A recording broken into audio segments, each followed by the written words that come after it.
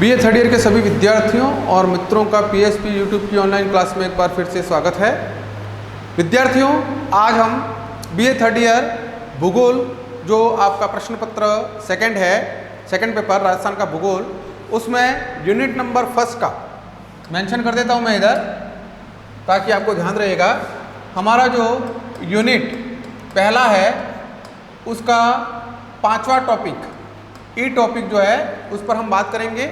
और ये ई टॉपिक जो है वो है राजस्थान में वनस्पति, वन और मिट्टियों के प्रकार, वर्गीकरण, महत्व, विशेषताएं और उनका संरक्षण।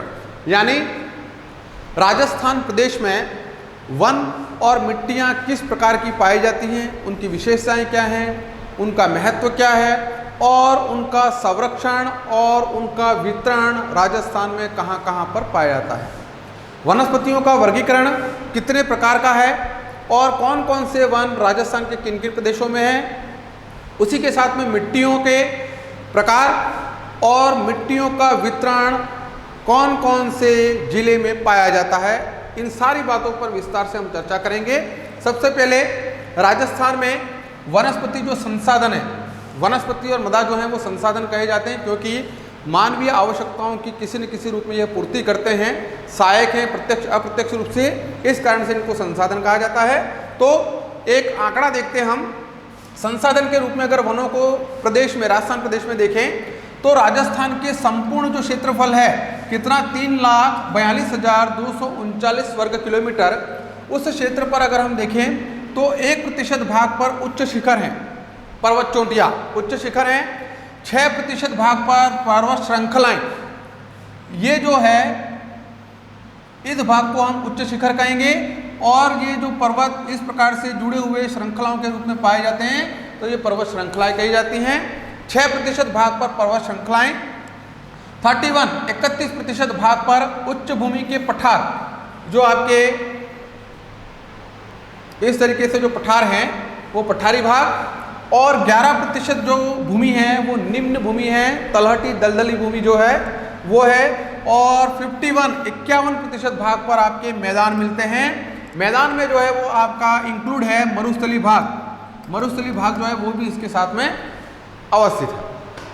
तो इस प्रकार से यह राजस्थान का जो 3,42,239 वर्ग किलोमीटर का जो क्षेत्रफल है, उस क्षेत्रफल पर पर्वत श्रृंखलाएं, उच्च भूमि के पठार, मैदानी भाग, निम्न भूमि का प्रतिशत कितना है वो हमने ज्ञात किया। अब हम बात करते हैं प्राकृतिक वनस्पति। ऐसी वनस्पति जो प्रकृति प्रदत्त पनपती है, विकास होता है जिनका, जिसमें मानवीय कोई हस्तक्षेप नहीं होता है, जिसको हम वन कहते हैं, वह प्राकृतिक वनस्पति किसे कहते हैं? तो भूमि की सतह की वह वनस्पति का आवरण जिसके पनपने और विकसित होने में मानव की कोई भूमिका नहीं होती है, वो वन कहे जाते हैं। अगर हम आज थर्ड ईयर के बच्चे को ये प्रश्न पूछें कि वन को परिभाषित कीजिए, 2 नंबर का प्रश्न आ गया, वन किसे कहते हैं, तो बच्चा इसका जो डेफिनेशन है भूगोल की परिभाषा में, वो उसकी परिभाषा नहीं लिख पाएगा। तो प्राकृतिक वनस्पति या वन किसे कहेंगे? तो भूमि की सतह यानी भूमि के धरातल पर जो है वह वनस्पति का आवरण, ऐसा वनस्पति का आवरण जिसके पनपने पर, जिसके उत्पत्ति पर या पनपने पर और जिसके विकसित होने पर मानव की अपनी कोई भूमिका नहीं होती है, प्रकृति प्रदत्त यह वनस्पति जो है वो पनपती है और विकसित होती है, उसको हम वन या प्राकृतिक वनस्पति कहते हैं। आगे बढ़ते हैं।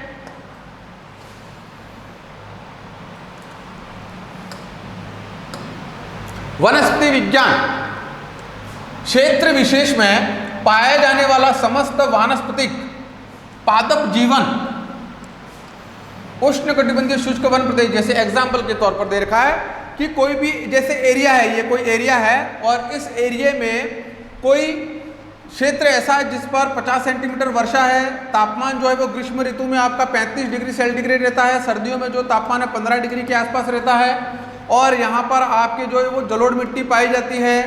तो इन कारकों के आधार पर एक वनस्पति का क्षेत्र जो है वो विकसित होता है वहाँ पर, और वहाँ पर वह जो पादप जीवन है उस क्षेत्र में मिट्टी की विशेषता के आधार पर, वर्षा की विशेषता के आधार पर, तापमान की विशेषता के आधार पर एक अलग प्रकार की वनस्पति उस भाग पर उत्पन्न होती है, वह आपका वनस्पति विज्ञान कहा जाता है, क्योंकि उसमें वहीं पर वही प्रकार की वनस्पति क्यों उत्पन्न होती है उसके पीछे सारे जो है वो साइंटिफिक रीजन है उसके।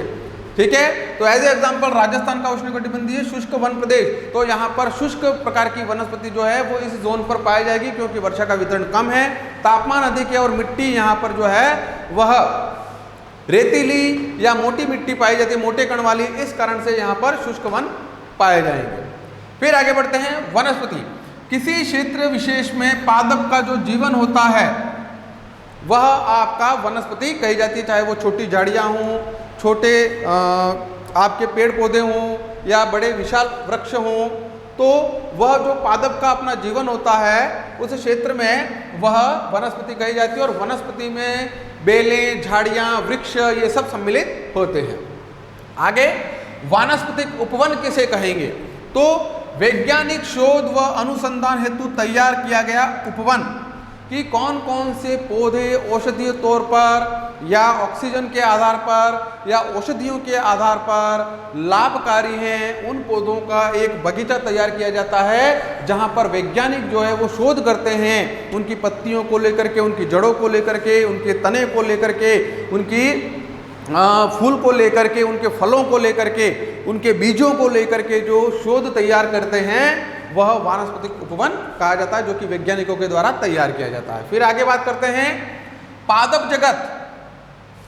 प्राकृतिक रूप से वनस्पति पादप उत्पत्ति का जो विकास होता है, प्रकृति प्रदत्त जो वन उत्पन्न होते हैं, विकसित होते हैं, वहां पर जो वनस्पति पाई जाती है वह पादप, और उसका विकास जो है वो होता है वह आपका पादप जगत कहा जाता है।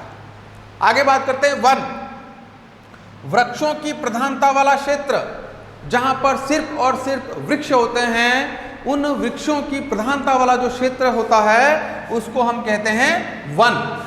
वृक्षारोपण, मनुष्य के द्वारा किसी स्थान को लेकर के कृत्रिम रूप से जो वृक्ष लगाए जाते हैं उसको कहा जाता है वृक्षारोपण। वन का उन्मूलन, यानी वनों को काटना और उनको जलाना या उनको नष्ट करना जो है वो वनों उन्मूलन कहा जाता है, जो कि वर्तमान समय में मानव के द्वारा अपनी आकांक्षाओं को, अभिलाषाओं को पूर्ण करने के लिए उसने पूर्ण रूप से वनस्पति जगत का तहस नहस कर दिया है। आपके नेशनल हाईवे बनते हैं, रेलवे ट्रैक बनते हैं, बांध बनते हैं, पुल बनते हैं, डैम बनते हैं, तो वहाँ पर हम देखते हैं कि उस क्षेत्र में जो भी वृक्ष या वनीय आवरण है उसको मानव जो है वो समाप्त कर देता है, नष्ट कर देता है, और जितनी मात्रा में उसने नष्ट किया है उतनी मात्रा में उसको वापस विकसित करने का वह बीड़ा उठाता नहीं है, जिस कारण से कई इसके दुष्परिणाम जो है वो मानव को भुगतने पड़ रहे हैं। अगला है वानिकी, वन रोपण का प्रबंधन करना।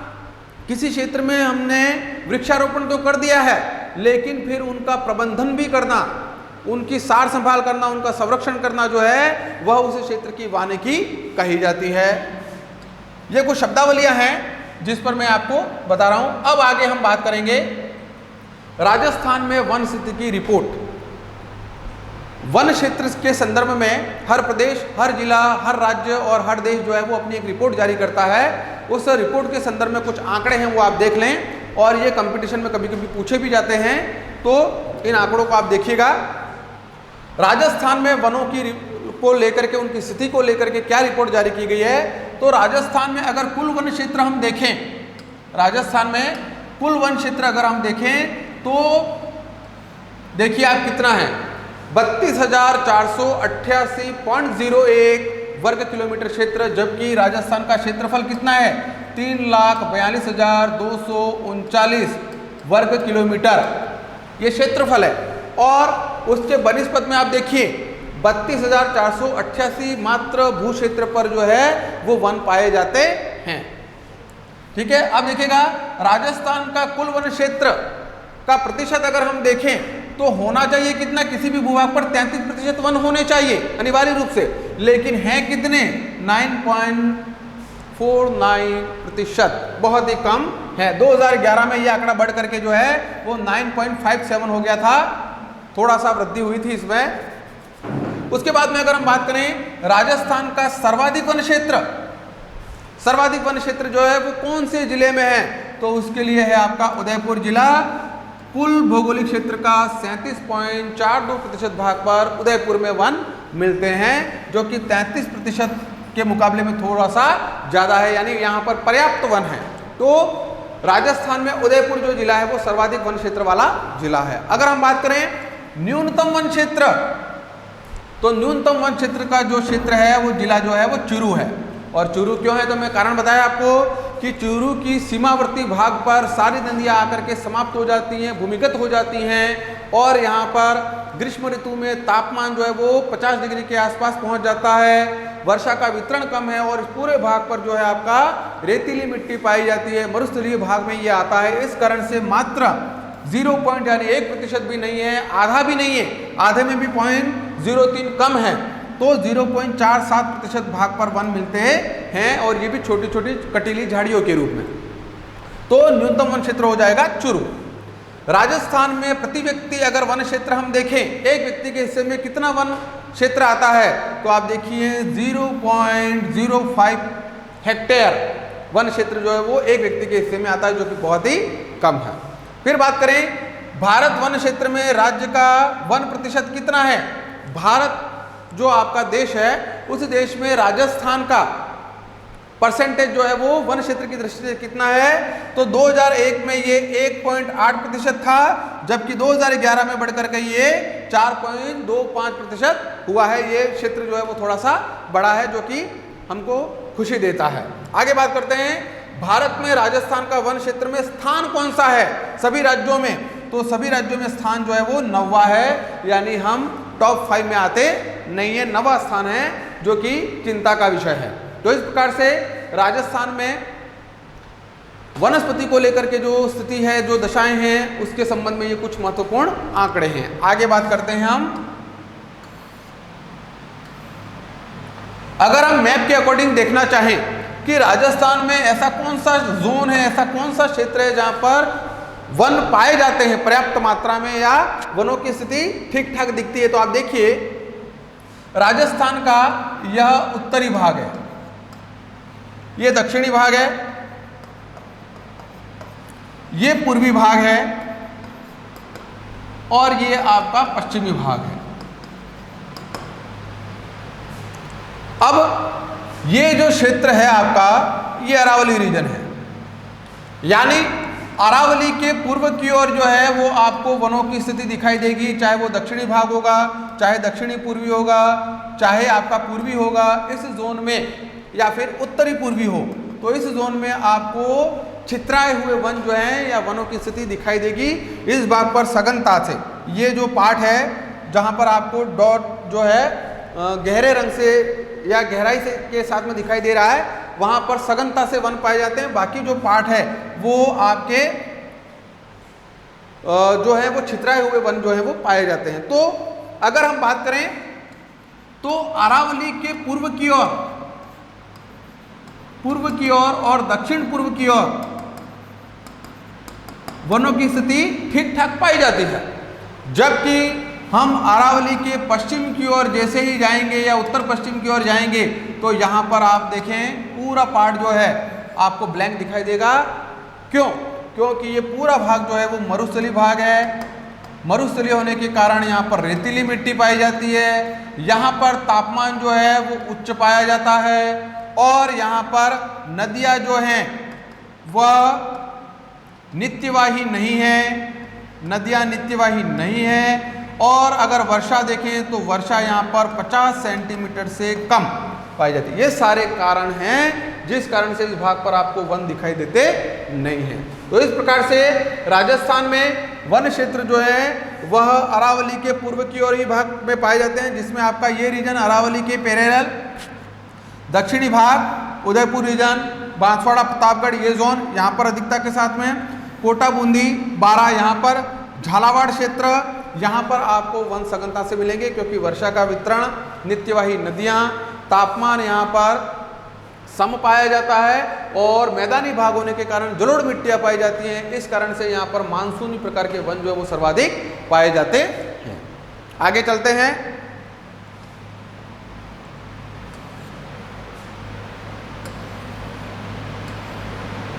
राजस्थान में वनों का वितरण वनों का वितरण देखेंगे हम राजस्थान में, कि राजस्थान में किस किस प्रकार के वन जो हैं या कितने प्रकार के वन जो है वो पाए जाते हैं। तो देखिएगा, राजस्थान में पहला जो वन है वो उष्णकटिबंधीय कटीले वन, उष्णकटिबंधीय कटीले वन, जो कि आपके मरुस्थलीय भाग में यहाँ पर आपको दिखाई देंगे।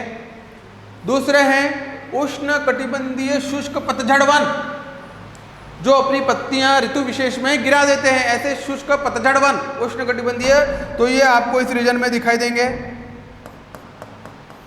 उत्तरी भाग में उप उष्ण पर्वतीय वन, ये जो है वो आपको अरावली के समानांतर जो हैं पैरेलल इस भाग पर दिखाई देंगे। उसके बाद में धोकड़ा वन, ये भी आपको पूर्व में इस भाग पर अधिकांश रूप से दिखाई देंगे, और आपको मरुस्थलीय भाग में भी कुछ जिलों में ये दिखाई देंगे। सागवान के वन, ये आपको सिरोही में, दक्षिणी भाग में और आपके दक्षिणी पूर्वी भाग में सागवान के वन प्रमुखता के साथ में पाए जाते हैं। बांस वन, ये बांसवाड़ा जो जिला है आपका सर्वाधिक दक्षिणी भाग में इसी जोन में पाए जाएंगे। उसके बाद में अर्ध उष्णकटिबंधीय सदाबहार वन, ये वन आपके सिर्फ और सिर्फ सिरोही जिले में पाए जाते हैं, माउंट आबू क्षेत्र में। उसके बाद में मिश्रित वन, तो मिश्रित वन का जो क्षेत्र है वो आपका पूरा का पूरा ये पूर्वी भाग जो है यहाँ पर पाए जाएंगे।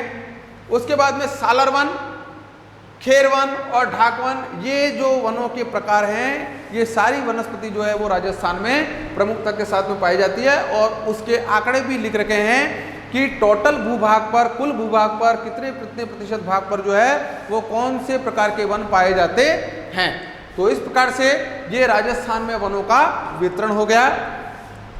स्क्रीनशॉट ले लें इसका।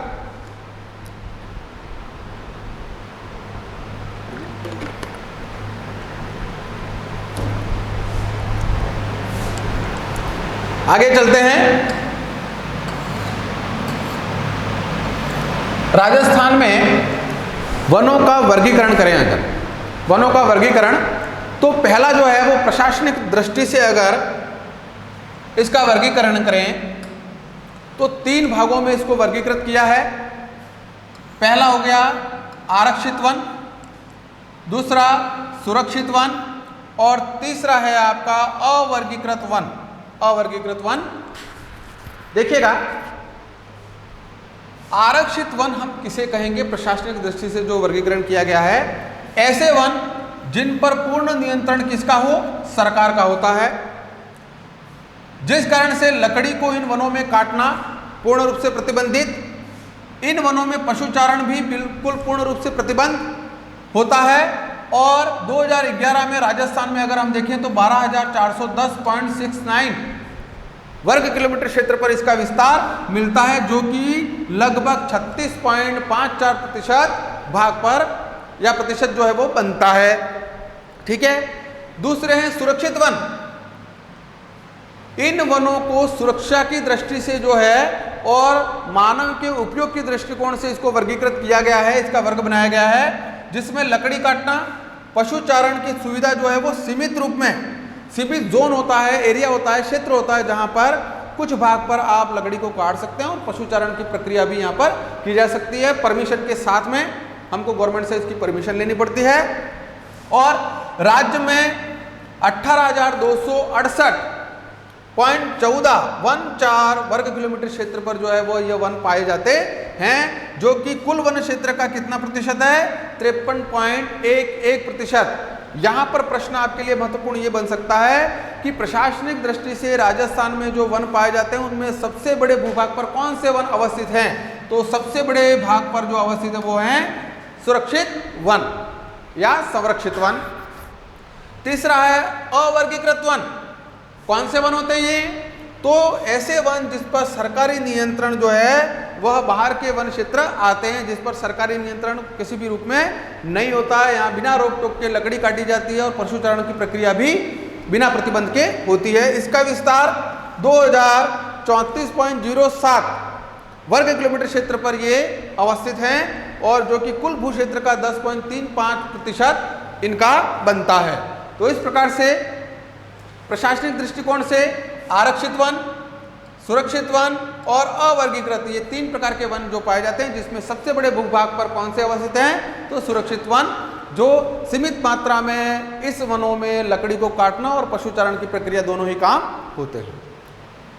आगे चलें।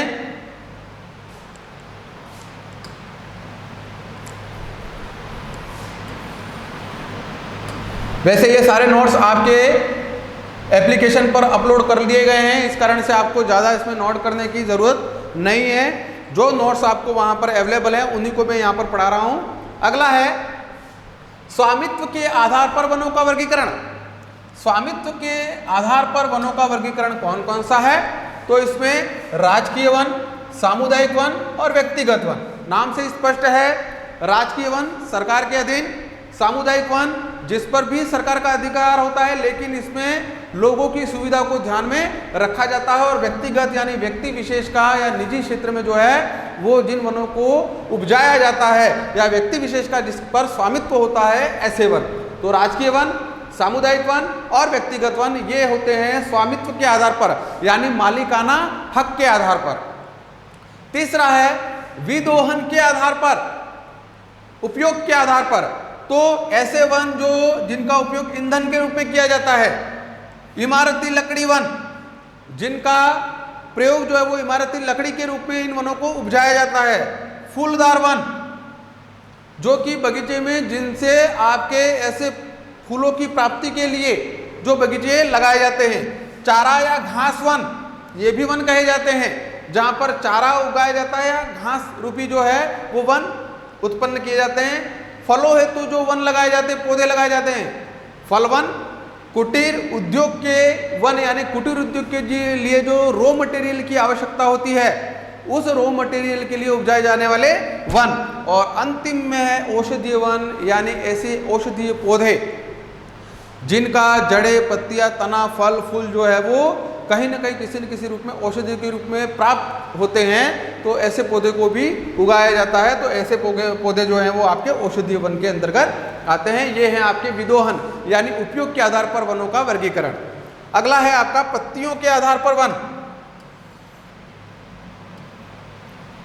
पत्तियों के आधार पर वन जो है वो दो प्रकार से इनको वर्गीकृत किया गया है। ऐसे वन जो छोटी पत्ती वाली या छोटी झाड़ियों के रूप में पनपते हैं, और दूसरा पतझड़ी वन ऋतु विशेष में अपनी पत्तियों को झड़ने वाले या चौड़ी पत्ती वाले वन जिनकी पत्तियां जो है वो चौड़ी होती है। ये पत्तियों के आधार पर। उसके बाद में अगला बिंदु जो है वो है आपका राजस्थान का वन मंडल कि वनों को संरक्षण देने के लिए संभाग स्तर पर या जिला स्तर पर जो है वो कुछ क्षेत्र को उसके साथ में सम्मिलित करके वन मंडलों का निर्माण किया गया है। तो राजस्थान में ऐसे वन मंडल कितने हैं? तो राजस्थान में हम देखें तो पहला वन मंडल अजमेर, दूसरा उदयपुर, तीसरा जोधपुर और जयपुर, ये 4 हैं। मानचित्र से आपको थोड़ा सा और आसानी से समझ में आएगा। पहला है आपका अजमेर, दूसरा है आपका उदयपुर, तीसरा है आपका जोधपुर और फोर्थ है आपका जयपुर। ये 4 वन मंडल जो हैं, पहला, दूसरा, तीसरा और चौथा। अब देखिए अजमेर वन मंडल के अंतर्गत पूरा अजमेर जिला जो है वो सम्मिलित है, पूरा उदयपुर जिला जो है वो उसमें आता है। उदयपुर वन मंडल में उदयपुर और राजसमंद इन दोनों को आपस में जोड़ करके जो है वो वन मंडल का निर्माण किया गया है।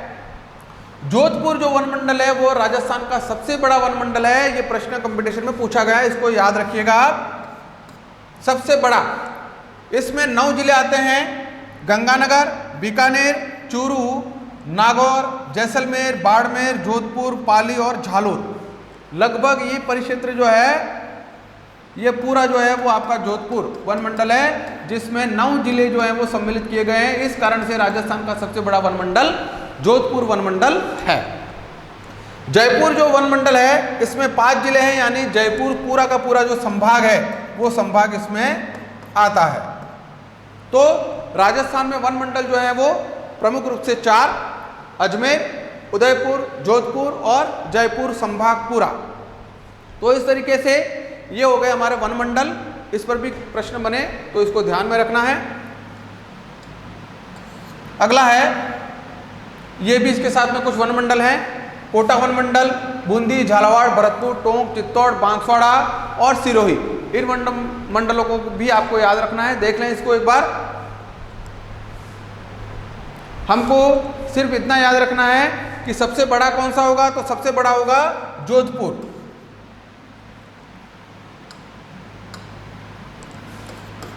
सबसे बड़ा, ये याद रखें, जोधपुर। और सबसे छोटा, सबसे छोटा जो है वो कौन सा होगा, सिरोही।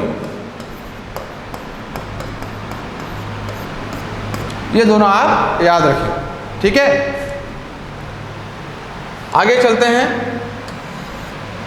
भौगोलिक दृष्टि से राजस्थान में वनों का वितरण देखिएगा। इसको इंडेक्स में बता रखा है कि जहां पर प्लस का निशान है वो उष्णकटिबंधीय कटीले वन है। कटीले झाड़ियों के रूप में जो पाए जाने वाली वनस्पति है वो प्लस के निशान से आपको जहां जहां दिखाई देगी वहां पर आपको उष्णकटिबंधीय कटीले वन दिखाई देंगे। क्रॉस जहां पर किया हुआ है वो उष्णकटिबंधीय शुष्क पतझड़ वन है। क्रॉस किया हुआ जहां पर है, क्रॉस की स्थिति है, ठीक है। और डैश डैश जहां पर किया हुआ है वहां पर उष्ण पर्वतीय वन है। डैश डैश वाला जो पार्ट है वो उष्ण पर्वतीय वन है। तो आपको देख लें, ये जो रीजन है, ये देखिए, ये वाला, यहां पर आपको पहली कैटेगरी देखने को मिलेगी। फर्स्ट, उष्ण कटिबंधीय कटीले वन, कटीली झाड़ियों के रूप में पाए जाने वाले वनस्पति। ये पूरा डेजर्ट इलाका, मरुस्थलीय भाग, जिसमें आपका जैसलमेर, बाड़मेर, बीकानेर, गंगानगर का पार्ट जो है वो इसमें छूट जाता है, गंगानगर और हनुमानगढ़ का, इसको छोड़ करके।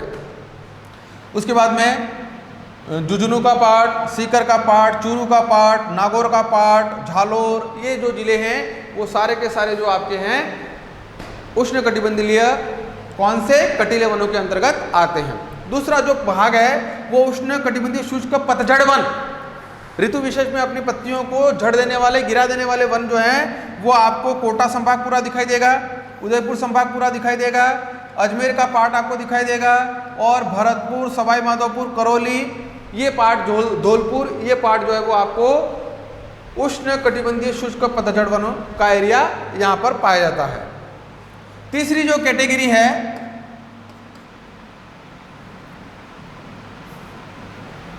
ये हो गई आपकी दूसरी। और तीसरी जो कैटेगरी है उष्ण पर्वतीय वन, तो उष्ण पर्वतीय वन का जो भाग है वो आपका ये है, ये थर्ड कैटेगरी, क्योंकि अरावली की सर्वाधिक ऊंचाई जो है वो सिरोही जिले में है, और सिरोही जिले में जो है वो आपके पर्वतीय वन पाए जाते हैं। सदाबहार प्रकार की वनस्पति इस भागों पर पाई जाती है। तो इस प्रकार से भौगोलिक दृष्टि से राजस्थान में वनों का वितरण जो है वो 3 कैटेगरियों को इस तरीके से हमने यहाँ पर प्रदर्शित किया। देख लें इसको एक बार, फिर आगे चलते हैं।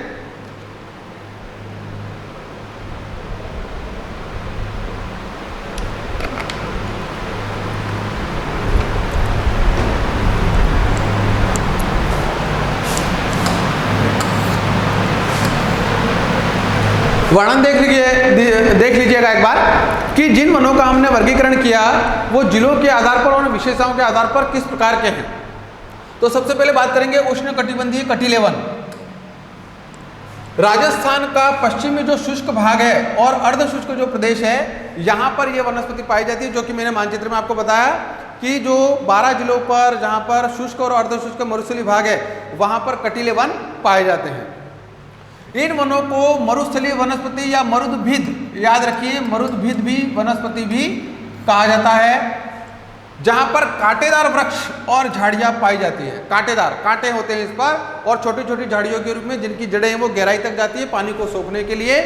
कौन कौन से जिले इसमें आते हैं? जैसलमेर, बाड़मेर, जोधपुर, बीकानेर, नागौर, चूरू, सीकर, झुंझुनू, झालोर, इन भागों में जो है वह इन जिलों में जो आपकी वनस्पति पाई जाती है उसको उष्णकटिबंधीय कटीले वन होते हैं।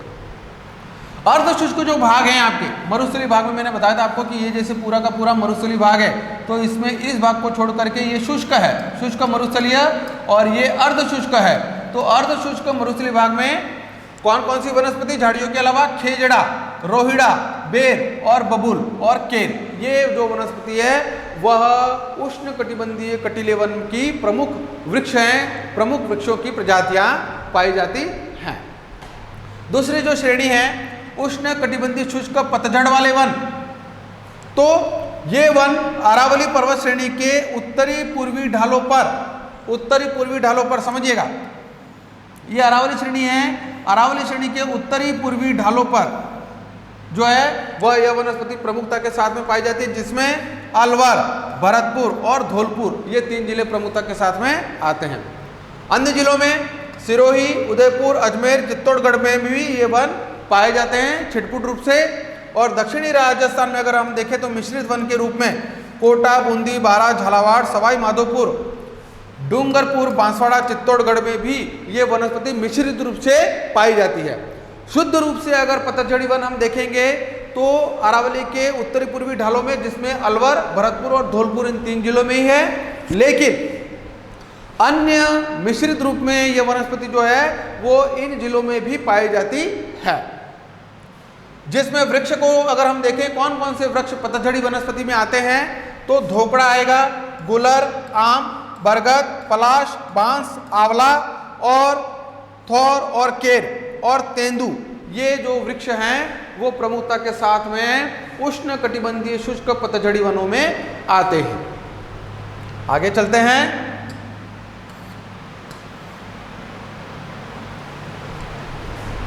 उप उष्ण पर्वतीय वन, ये वन जो है वह आपका क्षेत्र जो है वो इसका सीमित क्षेत्र है। केवल सिरोही जिले में आबू पर्वतीय जो क्षेत्र है यहाँ पर ये वन पाए जाते हैं, जिसमें सदाबहार और अर्ध सदाबहार प्रकार की वनस्पति पाई जाती है, जो कि उप उष्ण पर्वतीय वन के नाम से जानी जाती है। तो पर्टिकुलर क्षेत्र है, इस कारण से यह सबसे ज़्यादा महत्वपूर्ण है और कंपटीशन में पूछे जाने की पूरी संभावना इसकी बनती है। तो याद रखिएगा, सिरोही आबू क्षेत्र, सदाबहार और अर्ध सदाबहार। राज्य के अन्य वनों में कौन कौन से वन आते हैं तो शुष्क सागवान वन, शुष्क पतझड़ वन, मिश्रित पतझड़ वन, सालर वन, ढाक वन, पलाश वन, मरुस्थलीय वन और उप उष्ण सदाबहार वन, ये वन जो है वो प्रमुखता के साथ आते हैं। आर्थिक महत्व अगर देखें वनों का, देख लीजिए वनों के संदर्भ में अगर इसका महत्व देखें आर्थिक रूप से, ये वन जो है वो मानव के किस उपयोग में आते हैं। इमारती लकड़ी प्राप्त होती है, ईंधन हेतु लकड़ी और कोयला के रूप में भी, तेंदू पत्ता प्राप्त होता है, बांस प्राप्त होता है, गोंद, कत्था और लाख ये भी वनों से प्राप्त होते हैं, घास, खस और महुआ ये भी हमको वनों से, और औषधीय पौधे ये, और इसको भी छोड़ करके बहुत सारे ऐसे लाभ हैं जो मानव वनों से ले रहा है, प्रत्यक्ष अप्रत्यक्ष रूप से। तो आर्थिक रूप से ये महत्वपूर्ण है। वन विनाश के कारण क्या है, जिनके कारण वनों का विनाश जो है वो तीव्र गति से हो रहा है। तो देखिए, कृषि का विस्तार मानव करना चाहता है, इस कारण से वनों को काटता है। दूसरा है झूमिंग कृषि, बार बार स्थान बदल करके की जाने वाली कृषि। परिवहन, जैसे मैंने बताया आपको कि नेशनल हाईवे बन रहे हैं, स्टेट हाईवे बन रहे हैं, जिला सड़कें बन रही हैं, तो वनों को इस मार्ग में आने वाले जो पेड़ पौधे हैं उनको काट दिया जाता है। या फिर संचार के लिए लाइन, टावर, नेटवर्किंग, इसको बिछाने के लिए भी पेड़ पौधों को साफ किया जाता है। वनों में लगने वाली अग्नि मानव के द्वारा भी लगाई जाती है कभी कभी, और कभी कभी प्राकृतिक रूप से भी लगती है। नगरों का जो विकास होता है, चाहे वो गांव हो, शहर हो, कस्बा हो, शहर हो, नगर हो, महानगर हो, जब उनका केंद्र स्थान से बाहर की ओर विकास होता है तो जैसे जैसे बाहर की ओर फैलेगा वह क्षेत्र, तो बाहर के क्षेत्र में आने वाले जो भी वनस्पति, वृक्ष, पेड़ पौधे हैं उनको काटा जाएगा और नगरीकरण की प्रक्रिया होगी। अतिचारण, पशुओं को वनों में छोड़ दिया जाना और अतिचारण जो होता है उस कारण से भी वन जो है वो धीरे धीरे समाप्त होते जाते हैं। वनों का चरागाहों में परिवर्तन, वनों की सार संभाल, देखभाल, उनका संरक्षण करने वाला जब कोई नहीं होता है तो वो चरागाह क्षेत्र धीरे धीरे जो वनीय क्षेत्र हैं वो चरागाह में परिवर्तित हो जाते हैं। नदी घाटी योजनाएं, बांध बनते हैं जब पानी को रोक करके, तो उस क्षेत्र में आने वाले पेड़ पौधों को भी काट दिया जाता है। जैविकता का ह्रास, यानी जब जीवों का ह्रास होने लगता है, यानी वन समाप्त होते हैं, तो उसमें रहने वाले जीव जंतु भी समाप्त होते हैं। जीव जंतु जब समाप्त होते हैं तो धीरे धीरे वन भी जो हैं उनको भी काट दिया जाता है। अगर किसी वन क्षेत्र में सभी प्रकार के जीव जंतु पाए जाते हैं तो इंसान को डर रहेगा, खौफ रहेगा, भय रहेगा कि इस वन में, इस क्षेत्र में बहुत खतरनाक जानवर हैं, तो व्यक्ति घुसेगा ही नहीं और दूसरा जीव भी नहीं घुसेगा चरागाह के लिए। लेकिन जब जीव समाप्त होते जाते हैं तो जीवों के समाप्त होने के साथ भय भी समाप्त हो जाता है, और भय समाप्त होता है तो फिर धीरे धीरे वन भी समाप्त होने लगते हैं। औद्योगिक इकाइयाँ, कारखाने, मिलें, फैक्ट्रियाँ ये जब स्थापित होती हैं तो भी वनों का विनाश होता है, और इमारती लकड़ी और ईंधन के लिए भी वनों को तीव्रता के साथ में काटा गया है और काटा जा रहा है, जिस कारण से वनों का विनाश होता है। आगे चलते हैं, समस्याएं क्या उत्पन्न होती हैं वन विनाशों से। तो बहुत सारी समस्याएं हैं। मेजर समस्या तो ये है कि एक वायुमंडल में सभी गैसों का एक प्रतिशत मात्रा बनी हुई है। अगर वन समाप्त हो जाएंगे तो ऑक्सीजन की मात्रा जो है वो उस वायुमंडल में धीरे धीरे कम होने लगेगी। आबादी बढ़ रही है, ऑक्सीजन का लेवल घटेगा तो उसका सीधा सा असर जो है वो मानव पर ही पड़ेगा, मनुष्य पर ही पड़ेगा। मानव के द्वारा कल कारखानों से, वाहनों से, ईंधन से इतना दूषित धुआं निकला जा रहा है, वह धुआं जब वातावरण में, वायुमंडल में जाता है तो जा करके वह ओजोन परत को नुकसान करता है, जिससे सूर्य से आने वाली हानिकारक पराबैंगनी किरणों को ओजोन परत रोकती है। वह धीरे धीरे अब कमज़ोर हो गई है, और कमज़ोर हो गई है तो उसका सीधा सा असर है कि पराबैंगनी किरणें धरती पर आएंगी, धरातल पर आएंगी, और धरातल पर चूंकि मानव निवास करता है तो उसका नकारात्मक जो परिणाम है वह भी मानव भुगतेगा। उसके साथ में पारिस्थितिक संतुलन, असंतुलन उत्पन्न हो जाता है। वायुमंडल में नमी धारण करने की क्षमता जो है वो कम हो जाती है, तापमान में वृद्धि होती है, वर्षा में कमी आती है, मृदा अपरदन की प्रक्रिया बढ़ जाती है, बाढ़ का प्रकोप है वो भी दिखाई देने लगता है, भूमि उर्वरता में कमी आ जाती है, वन्य जीव जंतुओं में धीरे धीरे समाप्ति की ओर बढ़ते जाते हैं, पर्यावरण प्रदूषण होता है, और वनों से प्राप्त पदार्थों का उपलब्ध न होना। ये सारे ऐसे कारण हैं जो कारण समस्याओं के रूप में मानव ने पैदा किए हैं। मानव ने अपने करतूतों से इन समस्याओं को बुलाया है, और आज वही मानव, वही सरकार मिलकर के ये प्रयास करते हैं कि वनों को लगाया जाए, रिकॉर्ड बनाए जाएं, वनों को स्थापित किया जाए, पेड़ पौधे लगाए जाएं और प्रदूषण को कम किया जाए। जब समस्या उत्पन्न होती है तब हमको हमारे द्वारा समाधान ढूंढा जाता है।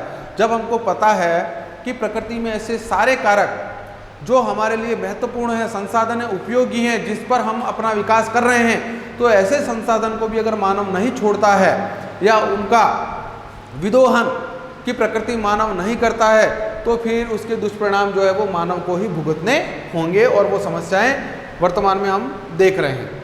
आगे चलते हैं। जब समस्या उत्पन्न हो गई तो समस्याओं को लेकर के सरकार जागरूक हुई, और सरकार को ये लगा कि कुछ ऐसे नियम, अधिनियम बनने चाहिए कि मानव जो है वो पर्यावरण का ह्रास नहीं करे, वृक्षों को काटे नहीं, और काटता है तो उसके लिए क्या कठोर प्रावधान, दंड जो है वो निर्धारित किए जाएं। तो इस हेतु राजस्थान में सबसे पहले वन अधिनियम 1953 में बना। उसके बाद में वन्य जीवों के जो सुरक्षा अधिनियम है, वनों में रहने वाले जो जीव जंतु हैं उनकी सुरक्षा के लिए 1972 में अधिनियम बना। वनों को तीव्रता के साथ जब काटा गया, वन कम होने लगे तो उनको संरक्षण देने के लिए उनका वर्गीकरण करके अधिनियम जो है वो 1980 में बनाया गया। भू राजस्व अधिनियम कि इतने भूभाग पर तो वन होने ही चाहिए, चाहे वो ग्रामीण हो, चाहे वो शहरी क्षेत्र हो या नगरीय क्षेत्र हो, तो उसके लिए पर्टिकुलर कुछ एरिया जहाँ पर वन होने चाहिए, तो उसके लिए भू राजस्व अधिनियम 19 की धारा जो है वो 91 के तहत लागू की गई, और भारतीय दंड संहिता में इसका उल्लेख किया गया कि कोई भी व्यक्ति अगर बिना आज्ञा के उल्लंघन इन नियमों का करेगा और वनों को काटेगा तो वह किस दंड प्रावधान के अंतर्गत आएगा और उसको किस प्रकार का दंड जो है वो दिया जाएगा, चाहे वो आर्थिक हो चाहे वो सजा के तौर पर हो। तो इस प्रकार से आज की क्लास में मित्रों हमने राजस्थान के वनों के संबंध में विस्तार से चर्चा की। ये वन जो है वो हमारे समाप्त हो गए यहाँ पर। अब इसके साथ में ही जुड़ा हुआ टॉपिक है राजस्थान की मृदाएं, वो हम अगली क्लास में इसको देखेंगे। तो इसके नोट्स जो हैं वो आपकी एप्लीकेशन आईडी पर दे रखे हैं, लोड किए हुए हैं, आप देख लें वहाँ से। और इसके जो समझाने के बिंदु थे वो मैंने आपको समझा दिए। आज की क्लास के लिए इतना ही, धन्यवाद।